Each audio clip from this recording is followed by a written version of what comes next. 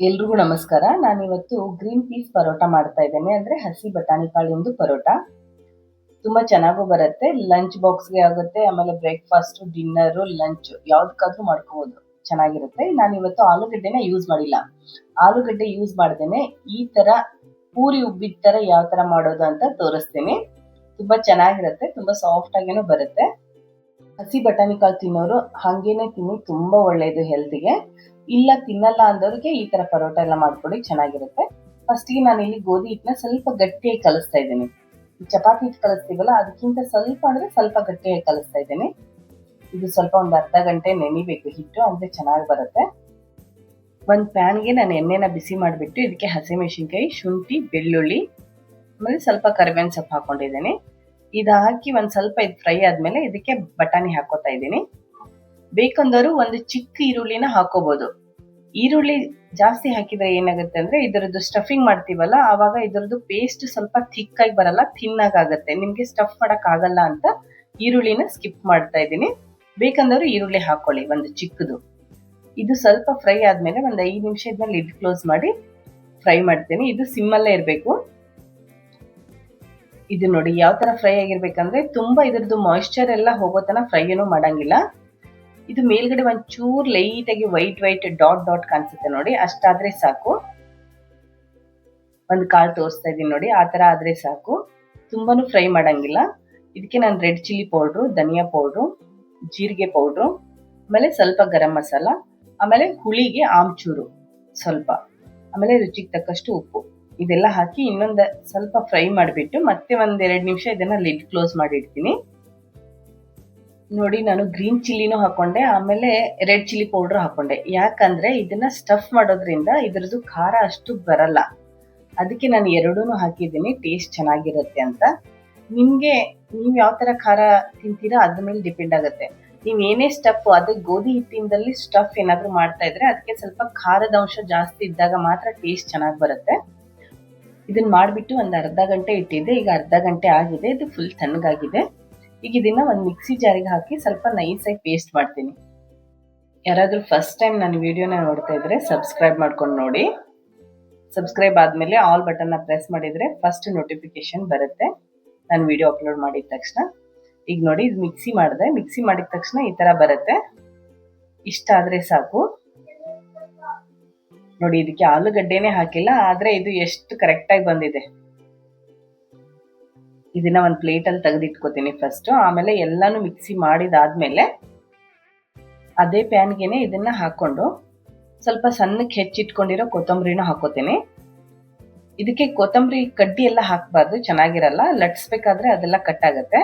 ಬರೀ ಎಲೆನ ಮಾತ್ರ ಕಟ್ ಮಾಡ್ಕೊಂಡು ಹಾಕೋಬೇಕು, ಅಂದ್ರೆ ಚೆನ್ನಾಗಿರುತ್ತೆ.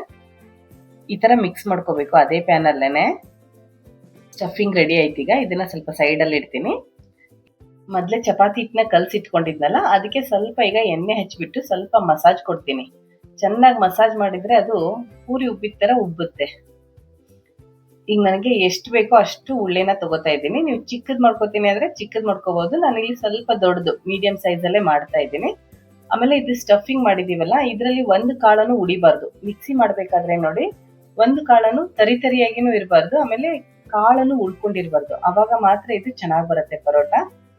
ನಾನು ಸ್ಟಫ್ ಮಾಡೋದು ಯಾವ ತರ ಅಂತ ನಾನು ಮೊದಲೇ ಒಂದೆರಡು ವಿಡಿಯೋದಲ್ಲಿ ತೋರಿಸಿದ್ದೀನಿ. ಅದೇ ತರಾನೇ ಈಗ ಇದನ್ನು ಸ್ಟಫ್ ಮಾಡಿರೋದು. ಎಲ್ಲೂ ಕಟ್ ಆಗಲ್ಲ, ಚೆನ್ನಾಗೂ ಬರುತ್ತೆ. ನೋಡಿ ಎಷ್ಟು ಚೆನ್ನಾಗಿ ಬಂದಿದೆ.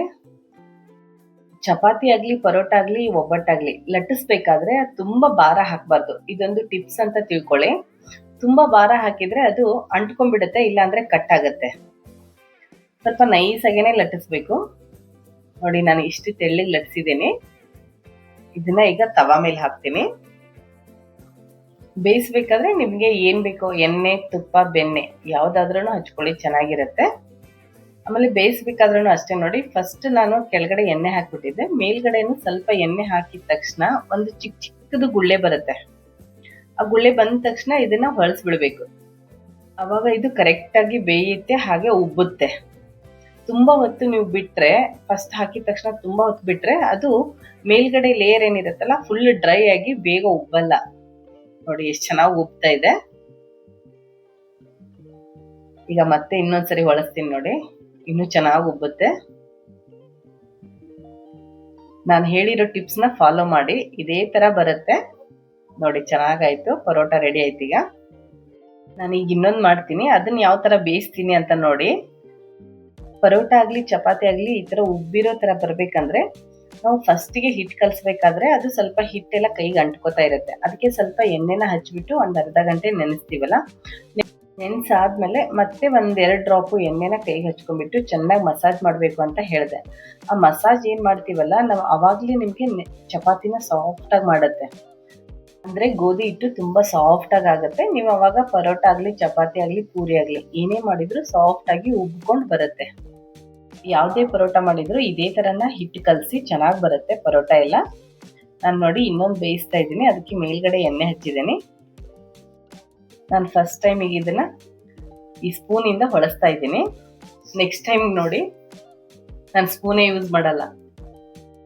ನೀವು ಯಾವತ್ತಾದರೂ ಈ ಥರ ಪರೋಟ ಆಗಲಿ ಚಪಾತಿ ಆಗಲಿ ಈ ಥರ ಬೇಯಿಸಿದ್ದೀರಾ ಅಂತ ಕಮೆಂಟಲ್ಲಿ ತಿಳಿಸಿ.